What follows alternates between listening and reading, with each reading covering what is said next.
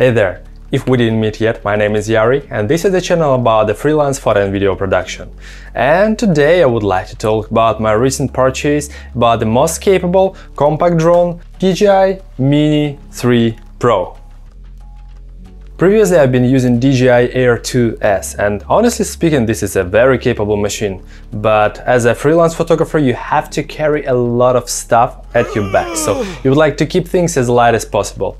I was really tempted by the Mini series since it was originally released back in but honestly speaking it was quite a basic machine, it didn't have many professional functions. At the end of the day I just realized that it's not for me yet. Then the DJI Mini 2 was released and I was even more tempted since it had a full-scale 4K sensor, had a nice build quality, it had a nice image quality, but at the end of the day it didn't have obstacle avoidance, it had quite a small sensor, and it didn't have flat image profile, which made it just almost unusable for the professional use, since sometimes most of the times, you have to shoot in quite harsh environments.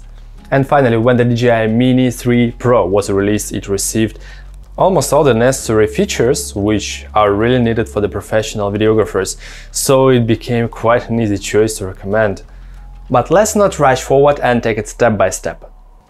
I've got a version of DJI Mini 3 Pro with the brand new DJI RC controller, which is almost like RC Pro but much cheaper, much lighter. Honestly speaking, it's more than enough for most of my tasks. I've been shooting at the open air under the sun, like a direct sunlight, and I could see whatever is going on my screen. It wasn't really a problem. And the controls on this controller are really good, it's really smooth. You have to adjust some of the controls because it was a little bit too quick to react as per my likings, but honestly speaking, after some adjustments it became much smoother, especially if you would like to take some really cool cinematic shots. As always, DJI packed everything very space efficient. Mini 3 Pro comes in a small box which contains the drone, remote controller, extra propellers and a tiny screwdriver. During the unpacking you immediately notice the elephant in the room DJI RC remote controller with a built-in 5.5-inch screen. It has a resolution of Full HD and brightness 700 nits. As I already mentioned, it's not the brightest screen in the world, but it's bright enough to shoot outdoors. There are plenty of advantages of having a built-in screen into your remote control, but the biggest one of course is the speed of setting up your gear. You know, this is a feature that you don't really know how really much you need it until you try it. So after you tried it, you really cannot go back to your connecting your phone to the remote control procedure, then starting the application, but with this one it's just click and go. Both remote control and the drone come with about 1.5 GB of efficient space, which we can use here. It's gonna be enough for pretty much like a 2, 3, 4 quick shots of your environment around you. After the quick setup and updating our firmware, finally we're ready to launch our DJI Mini Pro into the air. First thing that you really notice is how quiet it is. It almost doesn't catch any attention. You can fly almost everywhere, and there was one funny case where we've been passing by the dog nearby. It started barking only when we got really close. Even the dog noticed it whenever it was 5 meters away. The second thing that you notice is stability of this drone in the air, but only comparing to the previous Minis. It's really stable, it really holds the frame very well, but whenever it comes to a little bit windy weather, you notice immediately that this drone is under 250 grams. Same time, in a case if you compare with the DJI R2S, DJI Mavic 3, oh my god, in this case immediately you notice that it just goes back and forth all the time. In a case if you are doing some panoramic shots, you're flying around some object, then it's gonna be fine, but in a case if you would like to do some stable shot and fly down to up or up to down, you will see some shifts in the frame, and this is a little bit of annoying. Okay, you can stabilize it in a post-production, you will sacrifice with your resolution, right? So you don't want to do that and you would like to keep it as stable as possible. It's not awful, it's not disaster, but it's something I have to highlight. Alright, now let's talk about one of the most important upgrades since the previous Mini models. It's 1/1.3 inches 48 megapixel sensor. It really helps to provide the image quality quite similar to its older brother DJI Air 2S. And of course it's a smaller sensor, since an Air 2S it's a 1-inch. Here we have aperture which is much wider, which is 1.7, and it allows to capture more light. So whenever it comes to the night shots, in a case if you are using Air 2S, you can go up to, let's say, 1.6000 ISO, and here you shouldn't really go higher than 800 ISO, but considering the wider aperture, you can capture with the 800 ISO almost the same amount of light, which means really impressive result during the night shots. DJI Mini 3 Pro is able to shoot up to 4K 60 FPS or Full HD 120 FPS at a bitrate of 150 megabits per second, but obviously the higher you go at the count of FPS, the lower bitrate you'll have.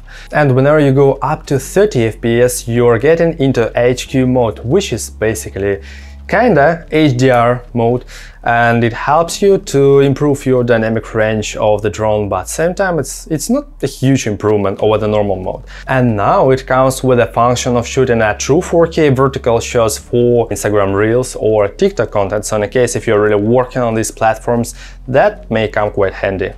With the recent firmware update, we got quite a few new features, but the most important is a 10-bit color depth for the D-Cinelike color profile. Almost comparable to the DJI Air 2S, I wouldn't say it's on the same level, because as for me, still DJI Air 2S, it has a little bit more flexibility at the post-production. If you're not aware, the color depth affects the most your ability to correct and grade your footage after you're done with shooting. So in a case if you have an 8-bit, the chance that you will get a color binding, some artifacts at your image, especially at the gradients where the sky is really high. With a 10-bit color depth, you will have more flexibility and you will get these artifacts much later. Well, to be fair, I have to mention that Air 2S is still easier to grade, and it's easier to match as well with my Sony a7 III camera profile. Okay, another important feature to talk about is object tracking. There are several active track options which are really fun to play with.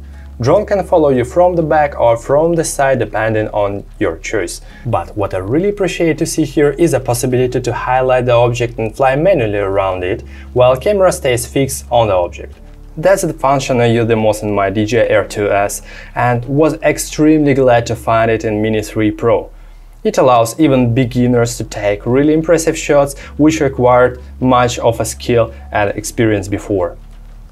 Before the purchase, what I was really worried about is the temperature management of the device, since it doesn't have any fans inside of the body. That kept me worried so much because I'm living in Dubai, and sometimes, actually most of the time, I have to shoot under the really harsh sun. That's why I was really worried about this drone. It doesn't have a fan inside, and that's why it has a hose outside, so whenever fans are turning, they can push some cold air inside of the body. That means that humidity can affect it as well.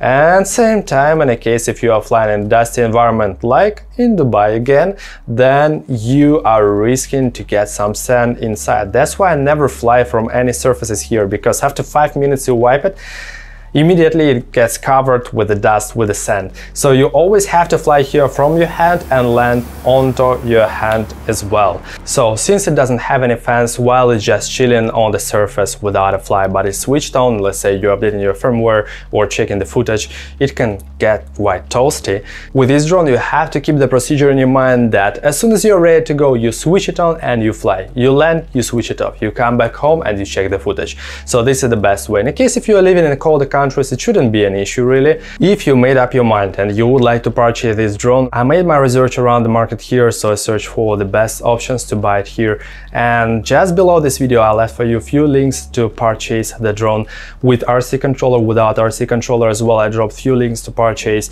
the carrying case for the drone, and as well I linked suitable memory cards. Unfortunately the Fly More combo kit not yet available here on the market, so I'll keep you updated whenever it comes. Alright guys, let's round up this video since I don't want to overload it. That's an incredible machine which I really love. I would like to go out somewhere in the desert and make a proper test of some functions, so if you don't want to miss this, please consider liking this video and subscribing to my channel. Also, in the comment section below, mention what do you think about the DJI Mini 3 Pro drone. Do you think it's a really great professional tool, or it's just a toy for the beginners? I really look forward to hearing from you. Until then, see you in the next video. Peace out.